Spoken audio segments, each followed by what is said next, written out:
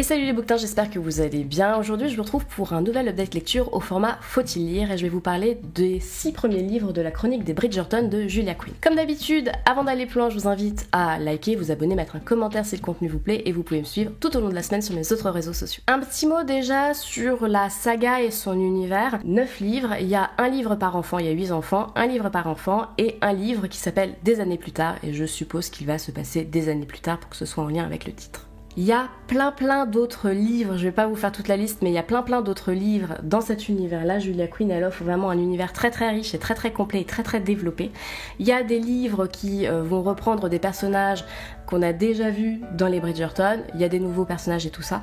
Donc si l'univers vous plaît, il y a vraiment de quoi se faire plaisir parce qu'il y a vraiment beaucoup de livres. Moi aujourd'hui je vais vous parler des 6 premiers livres donc de la chronique des Bridgerton parce que c'est ce que j'ai lu. J'ai lu l'édition et j'ai lu le... Des fois je me fatigue. Donc petit résumé général du topo parce que je vais pas vous résumer chaque livre parce que ça va vous spoiler et ça va être très long. Je vais juste vous donner un petit résumé pour vous donner une idée de ce qui vous attend si vous décidez de lire ces livres-là. L'histoire elle se passe donc en Angleterre pendant la Régence anglaise donc entre 1811 et 1820. On suit la famille de Bridgerton, d'où le titre de la série. Et on va suivre donc chaque enfant Bridgerton, il y en a 8. Quand je dis enfant, c'est un bien grand mot parce qu'il y en a qui sont quand même relativement âgés, ils sont quand même assez âgés, certains pour se marier. Donc bon, on va suivre leur vie amoureuse, leur vie sentimentale et leur entrée, on va dire, dans le grand monde. J'ai lu les 6 premiers livres, donc j'ai lu les 6 histoires d'amour de 6 enfants Bridgerton. J'ai lu l'histoire de Daphné, Anthony, Bénédicte, Colin, Héloïse et Francesca. Mon avis pour ces livres. Alors, j'ai beaucoup aimé le premier parce que je pense qu'il y avait l'attrait de la nouveauté et parce qu'il y avait 2 personnages principaux que j'aimais beaucoup, à savoir Daphné, donc une enfant Bridgerton, qui est un personnage un peu décalé pour l'époque, relativement indépendante, avec une répartie et des réflexions qui sont un petit peu décalées pour l'époque et elle m'a amusée. Et puis il y avait Simon, donc le second personnage principal. On se doute que... Mais bon. Donc Simon, qui est un personnage un petit peu plus complexe, un petit peu torturé et qui a une psychologie assez intéressante. Donc voilà, ce sont des personnages que j'ai bien aimés, même si parfois ils tombent un petit peu dans le cliché, mais c'était sympa. Ce qui m'a plu en fait dans la romance, c'était que c'était le type de romance qui semble complètement désuet en fait par rapport à notre époque. Et donc il y a des choses qui m'ont amusé et qui m'ont fait rire. Ceci étant dit, c'était pas non plus un gros coup de cœur. J'ai bien aimé, mais c'était sans gros plus. Je vous avoue en fait que je suis vraiment pas fan de l'époque. Voilà, donc 1811, 1820. Je m'étouffe, 1811-1820. Je suis un petit peu embêtée en fait avec le rôle et la façon de représenter la femme comme une petite chose fragile qui doit être obéissante, qui a besoin de protection, etc.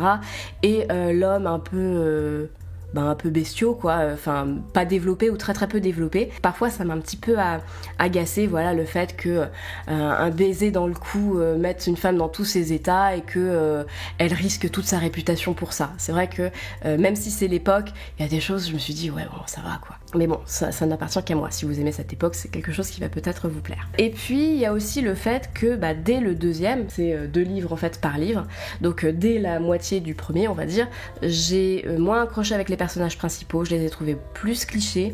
Et puis du coup, s'intéresser aux histoires sentimentales de personnages dont tu te fiches un peu, c'est pas très intéressant et j'avoue que je me suis un petit peu ennuyée. Et puis j'ai trouvé que c'était très répétitif en fait, parce que c'est vraiment l'histoire d'amour, donc à chaque fois tu retournes dans il y a les balles pour retrouver on va dire le pot de son couvercle et du coup je trouvais que c'était très répétitif et du coup j'avais l'impression de toujours lire la même histoire avec des personnages un petit peu différents. Alors je caricature un peu parce que voilà, chaque personnage a sa personnalité, sa sensibilité, il y a des personnages qui sont quand même sympas, mais j'ai trouvé que c'était très répétitif et j'avoue que je me suis un petit peu ennuyée. Si vous aimez les romances, ça rentre clairement dans la catégorie romance, ce sont des bonnes romances qui sont parfois un petit peu épicées, mais j'ai pas accroché en fait avec l'époque, les personnages moyens et du coup voilà, ça a fait que j'ai pas particulièrement aimé cette lecture là en fait. Vous allez me dire ouais si t'as pas aimé dès le deuxième, pourquoi t'en as lu 6? En fait, j'ai acheté les 6 en même temps,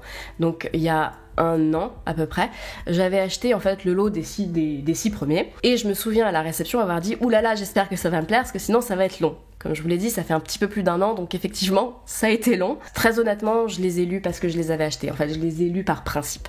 Donc, bon, Du coup, ça fait que quand tu lis un livre par principe qui te dit pas plus que ça majore le fait que tu l'aimes pas et du coup c'est un petit peu le cercle vicieux, mais voilà.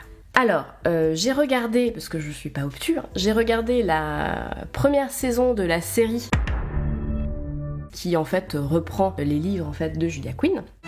All is fair in love and war.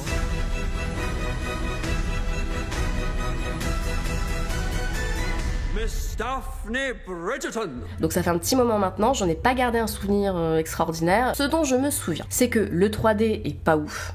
Honnêtement, le 3D de la première saison en tout cas est pas ouf. Le générique par contre, je l'ai trouvé très très joli. Au niveau des personnages, j'étais très très déçue du personnage de Daphné, qui était le personnage que j'aimais bien. Donc j'étais très déçue parce que dans la série, je trouve qu'elle est moins décalée, je la trouve moins indépendante, je trouve qu'elle colle plus dans les cases de ce qu'on attend d'une fan de cette société-là. Donc ça, c'est un petit peu dommage. De façon générale, les personnages ont une psychologie très très très différente et différente en moins positif. J'ai moins aimé. Et puis, il y a un jeu d'acteur. Je suis désolée pour l'acteur, mais Simon.